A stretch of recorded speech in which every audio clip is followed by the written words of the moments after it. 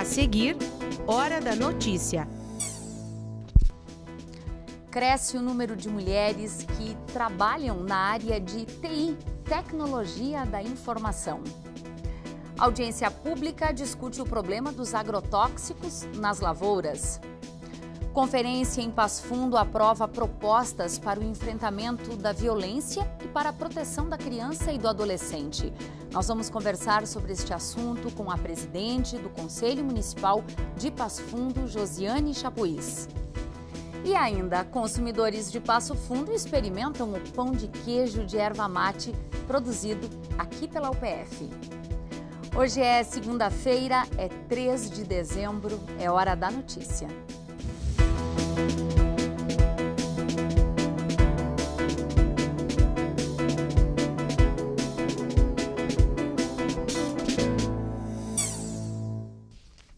E a gente começa a edição de hoje com notícia boa. A UPF teve 57 cursos estrelados pelo Guia do Estudante. Entre eles, História e Letras tiveram a nota máxima, que é o conceito 5. Outros 11 cursos foram reconhecidos com o conceito 4. Desses 57, 40 são do campus aqui de Passo Fundo, 3 de Casca, 3 de Carazinho, 4 de Lagoa Vermelha, 3 de Sarandi, 4 de Soledade. Essa é a 28ª avaliação do Guia do Estudante. O resultado é fruto de uma pesquisa de opinião feita com professores e também coordenadores de curso, com base nos conceitos que classificam os cursos em bons, aí para isso eles ganham 3 estrelas, em muito bons, que são os de 4 estrelas, e aí os excelentes com 5 estrelas.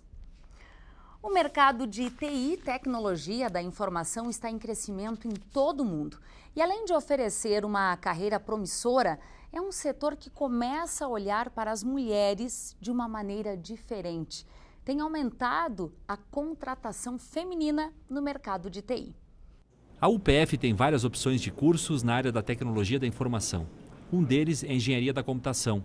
A universidade conta hoje com 4 turmas que têm, na imensa maioria, apenas homens. Por isso, a Rafaela é uma ilha nesse oceano masculino.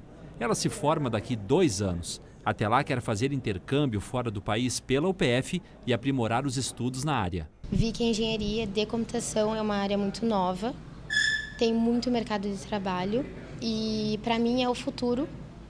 Então isso foi predominantemente para mim decidir qual das engenharias que eu queria fazer. Então eu decidi fazer a engenharia de computação naquele momento. A guria tem o inglês na ponta da língua, o que é fundamental para trabalhar nessa área. Depois de formada, ela quer atuar com desenvolvimento de hardware dentro da engenharia. São propostas de emprego diariamente que a gente recebe e isso é uma coisa muito boa, porque tem um leque muito grande de oportunidades que a gente pode trabalhar, ou não só aqui em Passo Fundo, que eu, no caso, não quero ficar só aqui em Passo Fundo, eu quero ir para outros lugares também, outras cidades. Então, acho que o mercado de trabalho é uma das engenharias que mais tem um leque grande e mais oportunidades hoje, é a engenharia de computação.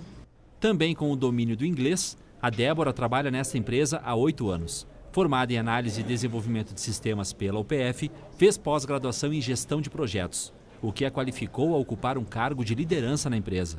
Então, quando eu cheguei, eu acho que eu trabalhei uma semana no desenvolvimento, já fui para a parte da coordenação, acho que mais por essa questão da comunicação mesmo. Mas assim, por mais que a equipe tenha sido totalmente masculina, somente comigo de mulher, não senti preconceito aqui por parte dos meus colegas, nem por parte do pessoal da empresa. Aqui em Passo Fundo, a empresa de TI conta com mais de 200 funcionários. E são mais de 500 ao todo, distribuídos nas cidades de Passo Fundo, Erechim, Rio Grande, Porto Alegre, Florianópolis e São Paulo. A empresa realiza projetos para o desenvolvimento comercial dos clientes, e isso em diferentes plataformas digitais. Débora representa uma categoria que vem ganhando cada vez mais adesão do público feminino. A mulher tem perfil, não é porque tem menos mulheres na área que a gente não é capaz disso. Pelo contrário, eu acho que todas as mulheres que estão aqui na empresa hoje têm a mesma capacidade dos guris que estão aqui hoje também. E o trabalho, a qualidade do trabalho é o mesmo, sabe? O idioma é muito importante. Na nossa área, o inglês é fundamental. A maioria das documentações, enfim, as interações com alguns clientes, com alguns parceiros, é tudo em inglês. Então, isso é um pré-requisito. Aqui no Brasil, as vagas de emprego para as mulheres ainda estão nos grandes centros. Já na Europa, as ofertas são maiores. De acordo com essa professora do curso de Análise e Desenvolvimento de Sistemas da UPF, o setor de informática projeta a criação de cerca de 1,5 milhão de empregos para mulheres até o ano de 2020. Pode ir até de uma análise de qualidade, a programação, desenvolvimento, a área de testes, a área de design, enfim, interação humano-computador, banco de dados. É uma área muito ampla, rede de computadores, parte de hardware. Então, dificilmente a gente não encontra uma área com que a gente se identifique, né? Ainda existe um conceito no setor de TI que é uma área para homens, em razão de exigir um perfil mais lógico e pragmático. Definição que a professora não concorda. Para ela, as opções estão aí e não escolhem sexo. É muito mais uma questão de perfil para trabalhar. Esse é um profissional que precisa gostar de estudar, de pesquisar, se dar bem com a matemática e a lógica. As mulheres às vezes acham um trabalho mais masculino, mas pela sua criatividade, pela sua visão detalhista, pela sua capacidade de observação, acabam conseguindo contribuir muito no ambiente de trabalho, nas empresas, né? Proteção integral, diversidade e enfrentamento da violência foram os temas que nortearam as discussões desse ano da Conferência dos Direitos da Criança e do Adolescente. No encontro municipal, que aconteceu na semana passada, foram aprovadas propostas que serão apresentadas no próximo ano em uma conferência estadual. Quem vai nos dar detalhes deste assunto é a presidente do Conselho Municipal da Criança e do Adolescente, Josiane Chapuis. Seja muito bem-vinda ao Hora da Notícia. Josiane, quais as propostas que Passo Fundo encaminha, então, para as conferências estadual e nacional? Eu acho que antes de falar das propostas, eu acho que algo bem importante para a comunidade saber é que essas propostas tiveram a participação efetiva dos adolescentes, das crianças e adolescentes. Então, nós contamos com um público de aproximadamente 110 adolescentes na conferência, né, onde eles tiveram o espaço de protagonismo, e muitas das propostas que saem hoje, então, do nosso município para as plenárias estaduais e até mesmo a nacional, partiram dos adolescentes. Isso, de certa forma, é um diferencial, até porque normalmente estão ali as lideranças das entidades participando das conferências, e nem sempre é possível, né, que estes participantes das entidades possam estar ali. Isso, né? Então, esse foi o grande diferencial dessa conferência esse ano, e foi o que nos trouxe, então, propostas inovadoras, né? Propostas que olham mesmo para o contexto digital que nós vivemos hoje, né? Então, muitas reivindicações de espaços de protagonismo, espaços de discussão da diversidade, da pluralidade cultural que existe. Então, os adolescentes trouxeram isso muito nas propostas. Muito também reivindicando o seu espaço, né? Que eles querem estar presentes nas elaborações dos planos municipais, tanto de educação, quanto de assistência social, quanto o próprio plano municipal da criança e do adolescente. Eles querem estar presentes, né? E isso em todas as esferas. E isso foi um ponto muito positivo que nós tiramos, né? Enquanto conferência, de poder ver esse protagonismo deles surgindo, né, com propostas tão coerentes e nos abrindo os olhos, né, para coisas que talvez nós adultos já estamos um pouquinho mais com umas barreiras criadas. Desconectados. Isso, desconectados. Na prática, você pode listar rapidamente algumas das propostas que serão encaminhadas, então, à conferência estadual? Claro. Uma das propostas, então, que nos chamou bastante atenção foi a criação de comissões intermunicipais, né, e interestaduais entre adolescentes com representatividade, para que eles possam acompanhar e fiscalizar as políticas públicas, né, a nível de município e estado. Então, eles querem, como já falei, eles querem estar presentes, eles querem ver o que está acontecendo. né? Outras propostas também que surgiram foram da questão da divulgação das políticas públicas voltadas para criança e adolescente através das mídias sociais. Algo simples, né, que já vem acontecendo, mas eles pedem isso de uma forma mais participativa, né, que eles consigam ver o que os equipamentos sociais fazem pela criança e pelo adolescente, os seus direitos, e que isso esteja circulando através da mídia, das redes sociais, né, e que eles possam ter voz também por meio desses equipamentos de interação social. Bom, como presidente do Conselho, você acaba ouvindo demandas o ano todo, o tempo todo, de diferentes entidades, diferentes realidades. Quais são hoje os principais gargalos, os principais problemas que Passo Fundo enfrenta nessa área? Eu acho que, considerando o nosso cenário nacional, né, o cenário brasileiro hoje, uma das maiores dificuldades que as instituições, os municípios em si encontram, e que também é uma das propostas da conferência, é a questão orçamentária, né? Existem muitos projetos acontecendo hoje no nosso município, muitos programas, né, que são inclusive subsidiados pelo município, pelo Fundo Municipal também, o Fundica, mas que ainda são poucos. Não né? é o suficiente muitas vezes para que a entidade consiga se manter, a exemplo de algumas que inclusive podem vir a fechar, por exemplo, nesse final de ano em Passo Fundo. E isso vindo de uma esfera maior, né? Existem investimentos a nível local, mas as reivindicações da conferência são que a nível estadual e nacional esses orçamentos também cheguem para os municípios. Rapidamente, para quem não conhece, qual é o papel do Conselho? O Conselho Municipal, então, dos Direitos da Criança e do Adolescente, ele é paritário, né, composto por representantes governamentais, né, de instituições governamentais e não governamentais. É deliberativo? É deliberativo, né, ele é fiscalizatório e ele tem um papel muito importante no fomento de novas políticas públicas, novos programas, aprovação e fiscalização de programas e entidades que acontecem no nosso município. Quem faz parte dele? Como eu falei, representantes das sociedade, empresas, isso, das entidades. Isso, das entidades, né, do governo, que fazem parte, então, que estão nos equipamentos sociais do município, e qualquer pessoa da comunidade que quiser participar, né, o conselho ele é aberto.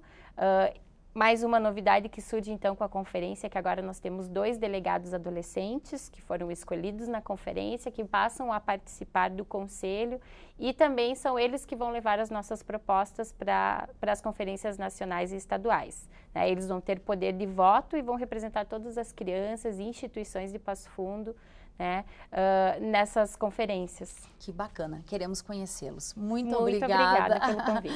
E bom trabalho. Obrigada. Viu? Obrigada.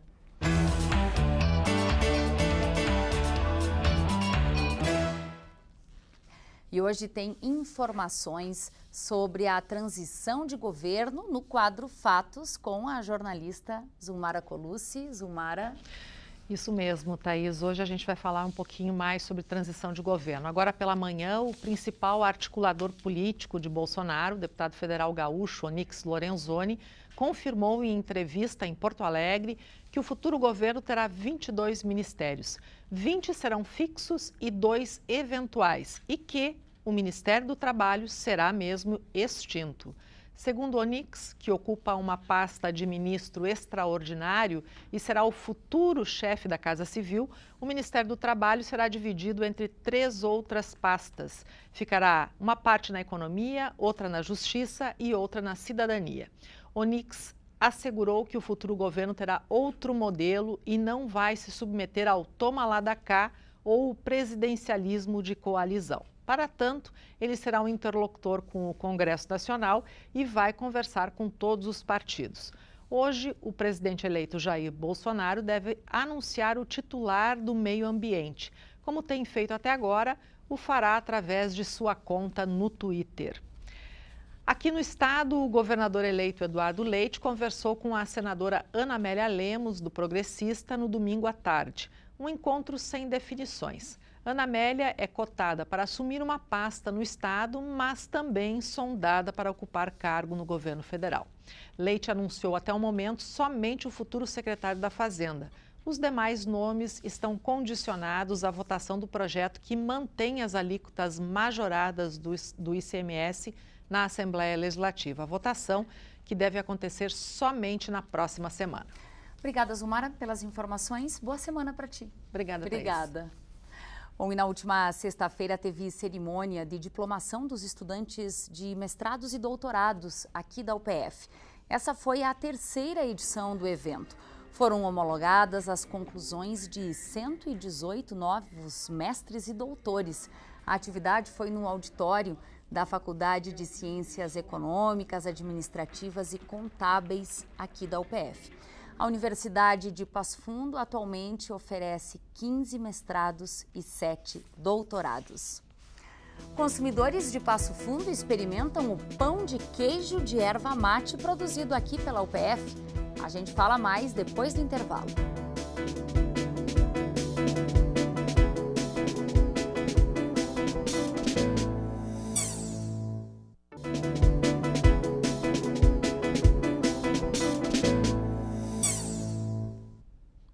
O problema dos agrotóxicos nas lavouras está longe de ser solucionado. O assunto é muito complexo e só com bastante conversa e campanhas de conscientização será possível amenizar os efeitos.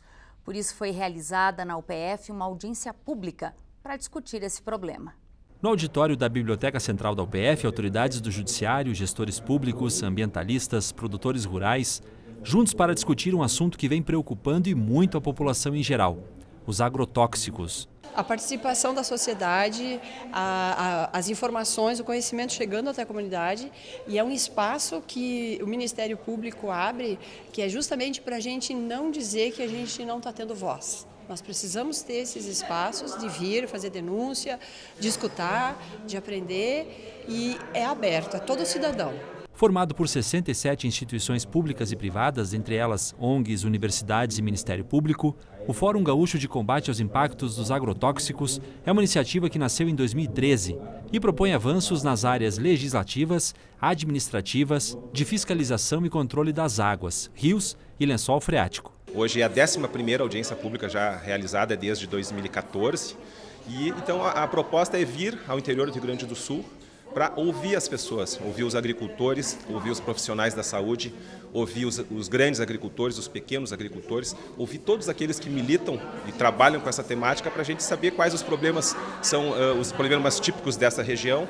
A gente propõe encaminhamentos, propõe soluções. A audiência pública debateu o impacto do uso de agrotóxicos na saúde e no meio ambiente, nos municípios do norte do estado. Mas ele é um tema muito mais de competência estadual. Nós temos alguns debates juntos ao Conselho Municipal do Meio Ambiente, a Assembleia Permanente pela Preservação Ambiental, junto com o Ministério Público Estadual. E nós estamos aqui muito mais para acompanhar, para poder contribuir e para aprender também junto com a audiência. Os problemas enfrentados são muitos e complexos, desde o uso de produtos proibidos e contrabandeados até o manejo excessivo de agrotóxicos em algumas cultivares. Isso tudo tem consequência direta na vida da população. Há um trabalho de fiscalização, sim. Existem processos tramitando em todo o estado, contra pessoas que erraram, produtores rurais, também responsáveis técnicos, engenheiros agrônomos, técnicos agrícolas. Mas é evidente que se tivéssemos uma fiscalização ainda mais intensa, os resultados seriam mais eficazes. Em Passo Fundo, agora quem precisa por orientações sobre tributos como IPTU ou ISSQN, que é o Imposto sobre Serviço de Qualquer Natureza, deve buscar atendimento apenas na Secretaria de Finanças, unidade que fica na Rua Antônio Araújo, número 1002, é no antigo prédio da Justiça do Trabalho. Antes, os serviços também eram oferecidos na Prefeitura. Essa medida busca otimizar o atendimento e melhorar a estrutura. Foi prorrogado até o dia 28 de dezembro o prazo para a renovação de contratos do novo FIES. Até o momento, 70% dos estudantes já concluíram ou iniciaram o processo de aditamento, que é feito na página do programa, através do site que está aparecendo aí na tela. Já os estudantes que precisam alterar alguma informação no contrato devem comparecer em uma das agências da Caixa. E a semana começou com tempo seco e temperatura abaixo do padrão para esta época do ano. Fez 10 graus hoje pela manhã em Passo Fundo. Vamos ver então se esse frio continua nos próximos dias.